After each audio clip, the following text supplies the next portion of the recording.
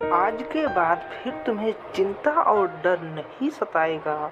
सिर्फ इस कहानी को ध्यान से पूरा सुनना, क्योंकि इसमें चिंता और डर को खत्म करने का पूरा सिद्धांत छुपा हुआ है। तो आइए चलिए सुनते हैं आज की मजेदार कहानी। पुराने मगध राज्य में एक बहुत ही धनवान सेठ रहा करता था।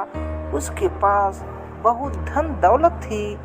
एक दिन उसने हिसाब लगाया तो पाया कि उसके पास जितनी भी धन दौलत है, यह तो केवल उसके बच्चों तक के लिए ही पर्याप्त होगी। वह सोच में पड़ गया कि उसके बच्चों के बच्चे और आने वाली पीढ़ियों के लिए धन की व्यवस्था कैसे होगी। धन के अभाव में तो उनका जीवन बहुत मुश्किल हो जाएगा। इसी बात के बारे में सोच कर वह बहुत चिंतित रहने लगा। लेकिन उन्हीं दिनों तथागत गौतम बुद्ध मगध राज्य में पधारे। तभी किसी ने उस सेठ से बताया कि तुम गौतम बुद्ध की शरण में जाओ, वह तुम्हारी सारी चिंताओं का समाधान अवश्य कर देंगे।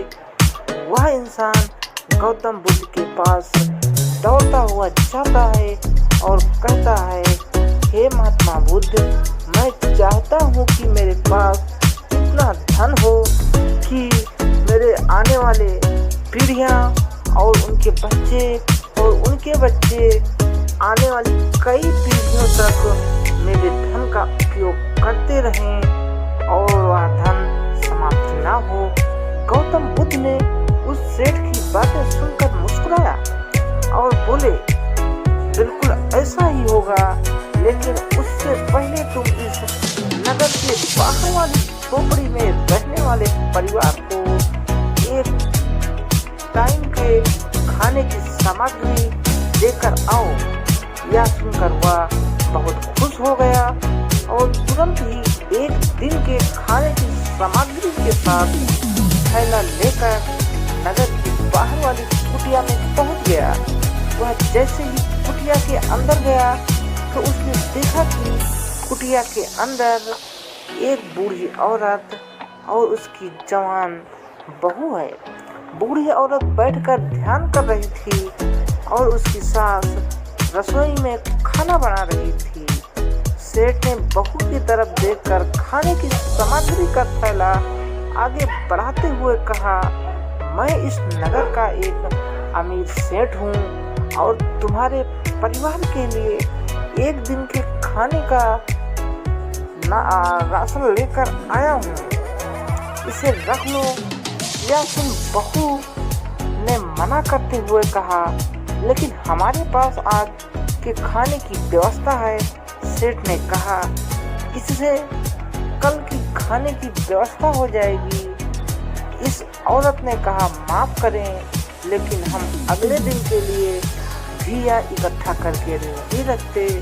हम रोज के खाने की व्यवस्था रोज ही करते हैं।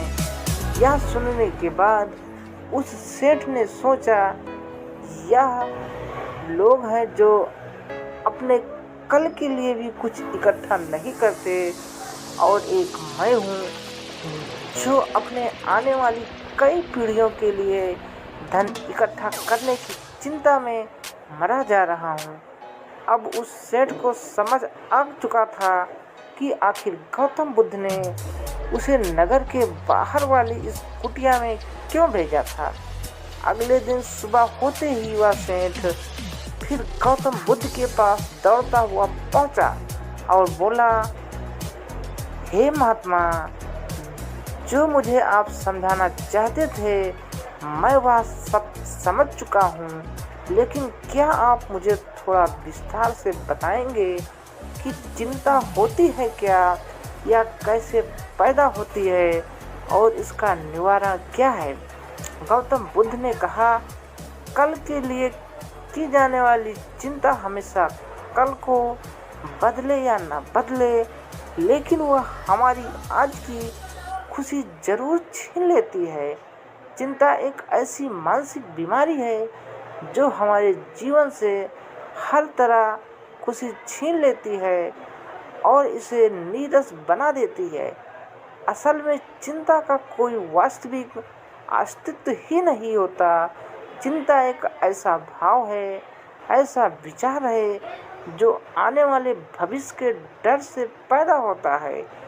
जिन चीज़ों के ऊपर हमारा कोई नियंत्रण नहीं, जिनके लिए हम कुछ भी नहीं कर सकते, उन चीज़ों के बारे में बार बार सोचना ही तो चिंता है।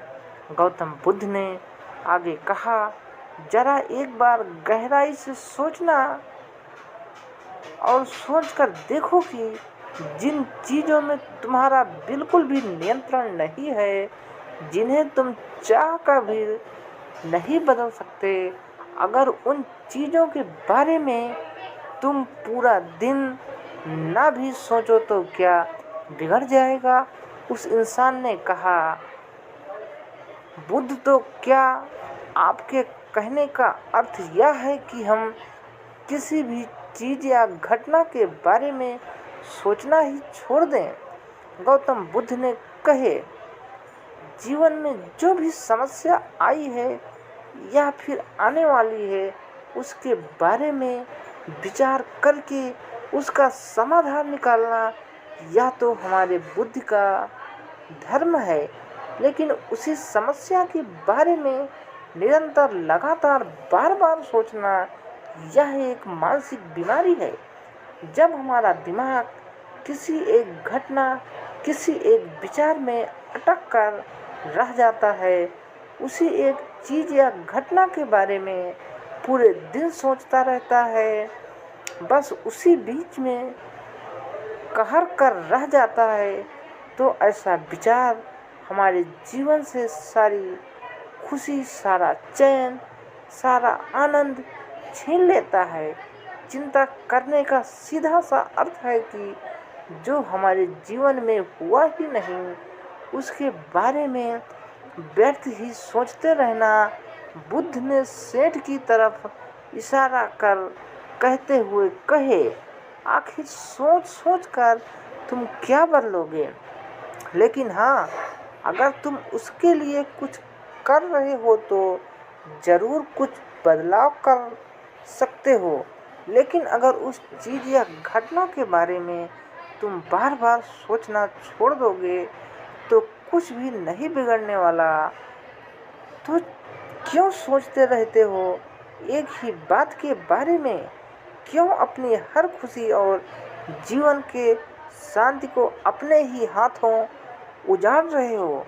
लोग भविष्य की जिन घटनाओं के बारे में सोच सोच कर परेशान होते रहते हैं, उनमें से ज़्यादातर घटनाएं तो उनके जीवन में कभी घटती ही नहीं।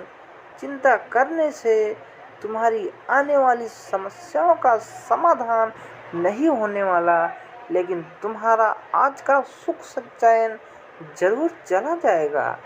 तुम एक बात का अनुभव करना कि चिंता से भरा एक घंटा तुम्हें पूरे दिन की मेहनत से भी ज़्यादा थका देता है। असल में जब कोई अपनी घटना वास्तविक जीवन में घट भी जाती है तो वह हमें उतना दुख नहीं देती जितना हमें उसके बारे में मन में सोच सोच कर खुद को दुखी किया होता है।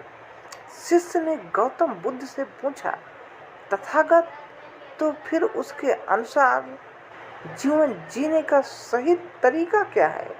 गौतम बुद्ध ने कहा, बीते हुए कल का दूसरा नाम है पश्चाताप, उदासी और भविष्य का दूसरा नाम है संघर्ष। अगर आज हमारे मन में कोई इच्छा है और वह पूरी नहीं होती तो मन भविष्य की योजनाएं बनाने में लग जाता है। भविष्य की सारी इच्छाएं पूरी होंगी ऐसा सोचने लगता है, लेकिन जीवन ना हो तो भविष्य में है और ना ही अतीत में। जीवन तो इस पल का नाम है, अर्थात इस पल का अनुभव ही जीवन का अनुभव है। और हम यह सब जानते हुए भी अनजान बने रहते हैं, या तो हम बीते हुए समय की यादों में खोए रहते हैं या आने वाले समय की योजनाएं बनाते रहते हैं और हमारा जीवन बीत जाता है। सिर्फ एक सत्य अगर हम अपने अंदर उतार लें कि ना हम बीते हुए कल को बदल सकते हैं और ना ही हम आने वाले भविष्य को देख सकते हैं। हम तो केवल पूरे धैर्य और साहस के साथ भविष्य का स्वागत कर सकते हैं, उसे स्वीकार कर सकते हैं। तो क्या ऐसा करने से हमारे जीवन का हर क्षण जीवन से नहीं भरा जा सकेगा? सेठ ने कहा। बुद्ध, बात तो आप ठीक ही कह रहे हैं, लेकिन कितनी भी कोशिश कर लो, चिंता तो होती ही है। ज़्यादा नहीं तो घर परिवार की चिंता तो रहती ही है। गौतम बुद्ध ने कहा, चिंता होना तो स्वाभाविक है, लेकिन उस चिंता को चिंतन में बदलना हमारा काम है। चलो तुम्हें एक बात स्मरण कराता हूँ जो तुम पहले से ही जानते हो। तुम्हारे आने से पहले भी यह संसार था, यह समाज था, परिवार था, और जब तुम इस दुनिया से चले जाओगे तब भी यह सब कुछ रहेगा। तुम्हारे आने और जाने से इसमें कुछ ज़्यादा बदलाव नहीं आया। वैसे भी तुम्हारे आने से पूर्व और जाने के बाद का समय तुम्हारे हाथ में नहीं है। तुम्हारे हाथ में है केवल और केवल वह समय जिसे तुम अभी जी रहे हो। यह समय जिसमें मैं अब भी तुमसे बात कर रहा हूँ, तुम मुझे सुन रहे हो, बस यही तुम्हारे हाथ में है। और हर बार तुम्हें तुम्हारे हाथ में ही बस इतना छोटा सा ही एक पल आता है और फिर वह हमेशा के लिए गायब हो जाता है। तुम इस पल का क्या करोगे? चिंता करके इसे बर्बाद करोगे? मैं तो यही कहूँगा कि हर इंसान को चिंतन करना चाहिए इस बात का कि कैसे इस समय का अधिक से अधिक उपयोग किया जा सकता है, कैसे अधिक से अधिक महान कार्य करके हम सब में आनंद बांट सकें। ध्यान रखना कि चिंता इंसान को उसकी चिता तक ले जाती है और चिंतन उसके मन में कुंदन बना देती है।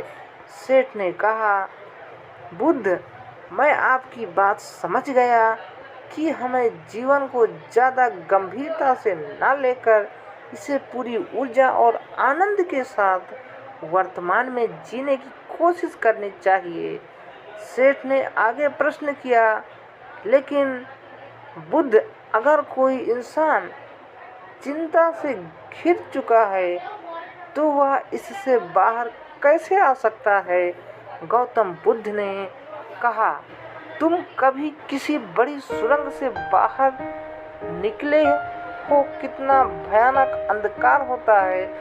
सुरंग के अंदर हमेशा ही यह डर लगा रहता है कि अगर उसके अंदर फंस गए तो क्या होगा, कैसे निकलेंगे इस सुरंग से ही। लेकिन अगर ध्यान से देखें तो सुरंग चाहे कितनी ही बड़ी क्यों ना हो, सुरंग के दूसरे किनारे पर हमेशा प्रकाश ही होता है और उस प्रकाश तक वही पहुंच पाता है जो उस पूरी सुरंग को पार करके सुरंग के दूसरे दौर तक पहुंचता है। और ठीक इसी प्रकार हमारे जीवन में कई बार हम लोग खुद को निराश और चिंता की काली सुरंग में फंसा पाते हैं, जहां से बाहर आने के रास्ते नजर ही नहीं आते और ऐसा लगने लगता है कि यह जीवन ऐसे ही समाप्त हो जाएगा। लेकिन ऐसी परिस्थिति में ठीक उस सुरंग की भांति इस निराशा और चिंता को समाप्त करने वाला आशा का प्रकाश उसे ही मिलता है जो निरंतर आगे बढ़ता रहता है जो लगातार प्रयत्न करता रहता है। इसीलिए अगर तुम्हारे जीवन में कभी भी उदासी और चिंता का पल आए तो रुकना मत, बस लगातार प्रयास करते रहना, तुम्हें सफलता अवश्य मिलेगी। अब तक सेठ गौतम बुद्ध की बातें समझ चुका था। उसने बुद्ध का धन्यवाद किया और वहाँ से चला गया।